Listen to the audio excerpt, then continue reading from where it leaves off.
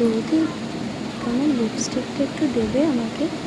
তোমার লিপস্টিকের শেডটা না খুব সুন্দর। আমি তাহলে একটুখানি কলেজে পড়ে যেতাম। তাও না। না গো, পারবো না দিতে। আমি আমার স্কিনে যে জিনিসটা লাগাই সেটা আমি কাউকে দেওয়া পছন্দ করি না। সরি গো, দিতে পারবো না। তুমি নিজেই কিনে নাও না।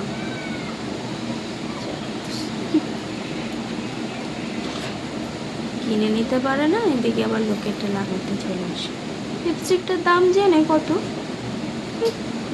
কত কষ্ট করে টাকা জমিয়ে একটা লিপস্টিক কিনেছি, সেই লিপস্টিকটাও যদি দিয়ে দিতে হয়। আরে তুমি এটা লাগাচ্ছ কিসের জন্য? এটা কত দামি শ্যাম্পু তোমার জানা আছে?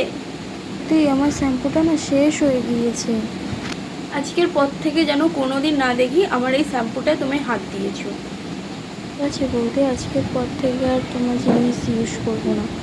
প্যাকেট হাতে করে কোথায় যাচ্ছ? বোনের জন্য একটা শাড়ি কিনে এনেছি, সেটাই ওকে দিতে যাচ্ছি। কই দেখি দেখি দেখি দেখি। ও মা, কি সুন্দর শাড়ি! এটা তুমি তোমার বোনকে দিতে যাচ্ছিলে কেন গো? আমাকে দিতেই তো পারতে। তোমার তো আবার কোনো জিনিস পছন্দ তার হয় মানে না। কি বলতে চাইছো? আমি তোমার পছন্দ কোনো দাম দিই না? আমি সেইটা বলছি না। আমি যাই কিনে আনি সেটা তো তোমার পছন্দ হয় না।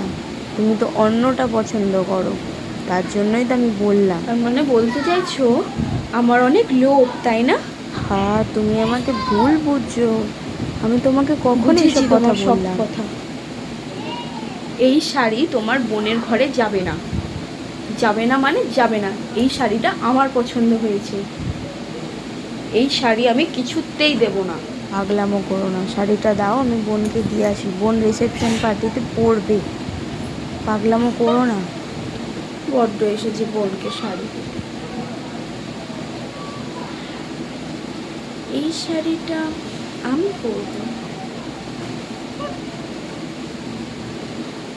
এইটার পার্ট 2 পেতে চাইলে অবশ্যই আমাকে কমেন্টস করে জানাবেন।